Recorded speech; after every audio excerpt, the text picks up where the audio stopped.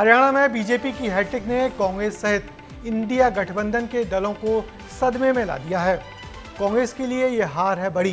कांग्रेस के कार्यकर्ताओं का हौसला तो टूटा ही है, उसके सहयोगी दल भी कांग्रेस को अब ताने मारने लगे हैं, अति आत्मविश्वास का शिकार बताने लगे हैं।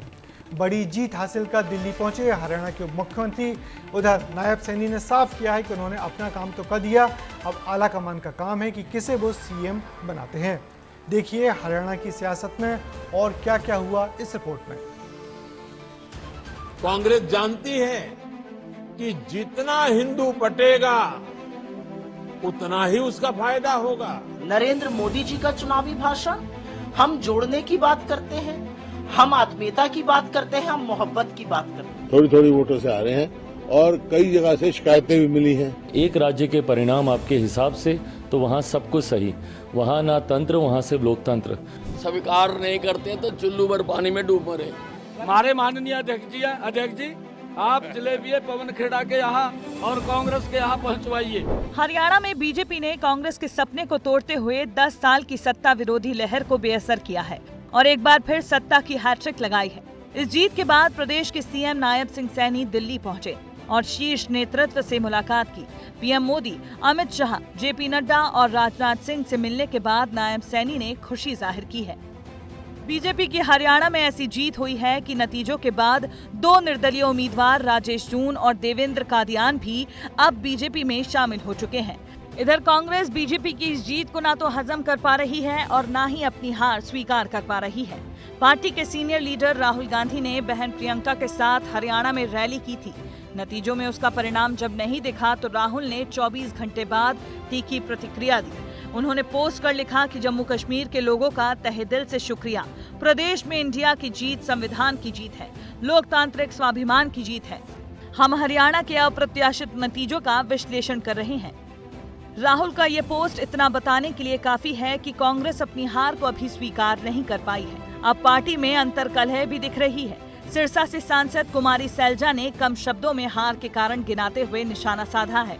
पार्टी को किस तरह से स्टेट में सींचा नहीं गया, तालमेल नहीं रखा गया, जो कौन लोग हैं जो जिम्मेवार थे सबको साथ लेकर चलने के और पार्टी को एक दिखाने के और सबको बैलेंस आउट करने के, वो भी बातें हैं। अगर बात कांग्रेस की हार की करें तो इसमें एक नहीं बल्कि कई फैक्टर निकल के सामने आ रहे हैं, जिसमें 2 बड़ी वजह समझे।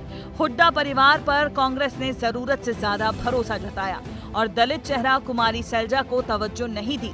हरियाणा में कांग्रेस ठीक उसी तरह खेमेबाजी का शिकार होती नजर आई है जैसा राजस्थान में हुआ था। राजस्थान में अशोक गहलोत और सचिन पायलट के खेमे ने उस वक्त चर्चा बटोरी थी और इस बार हरियाणा में भी बिल्कुल वैसी ही कहानी दोहराई गई। हरियाणा में कांग्रेस हुड्डा फैक्टर के साथ आगे बढ़ी। हुड्डा परिवार 90 में से करीब 72 सीटों पर अपने उम्मीदवार उतारने में कामयाब रहा। कुमारी सैलजा के हिस्से में सिर्फ 9 और रणदीप सुरजेवाला के हिस्से में 2 सीटें आईं। जाहिर है कि ये एक तरफा था। इससे ये संदेश गया कि अगर कांग्रेस सत्ता में आती है तो राज्य में हुड्डा की वापसी होगी, जिसे जनता ने समझा और नकार दिया। इसके अलावा जाट समुदाय पर ज्यादा भरोसा करना भी कांग्रेस को भारी पड़ा। इस हार के बाद कांग्रेस पर विपक्षी पार्टियों का भी दबाव अब दिखाई दे रहा है। हरियाणा में इंडिया गठबंधन नहीं बन पाया क्योंकि वहाँ कांग्रेस को लगता था कि बस हम अपने ताकत पर, अपने बलबूते पर जीतेंगे तो सत्ता में और कोई भागीदार नहीं चाहिए। जो गाली देते थे लोग कि आपके खड़ा रहने से सब बीजेपी का फायदा हो रहा है, मैं फिर से कह रहा हूं, हम तो थे ही नहीं वहां पर, तो कैसे जीत गई बीजेपी? 10 साल की एंटी इनकम्बेंसी का फायदा कांग्रेस पार्टी को उठाना चाहिए था, मगर लगता यह है कि उनके इंटरनल डिफरेंसेस की वजह से उसका फायदा बीजेपी को हो गया। बीजेपी इस जीत के साथ ये मानकर चल रही है कि मोदी का जलवा अब भी कायम है। वहीं कांग्रेस ने इसे व्यवस्था की जीत और लोकतंत्र की हार बताया है। लोकसभा चुनाव में 240 के आंकड़े से शोक में डूबी भारतीय जनता पार्टी के लिए हरियाणा ने एक नई ऊर्जा दे दी है। पार्टी की निगाहें अब झारखंड और महाराष्ट्र पे टिक गई हैं। फिलहाल रस्म और रिवाज नए मंत्रिमंडल के गठन को लेकर चल रहा है। नायब सिंह सैनी इस रेस में सीएम को लेकर सबसे पहले पसंदीदा चेहरा बताए जा रहे हैं। कैमरा पर्सन रेहान खान के साथ मैं अमृत तिवारी, विस्तार न्यूज, दिल्ली।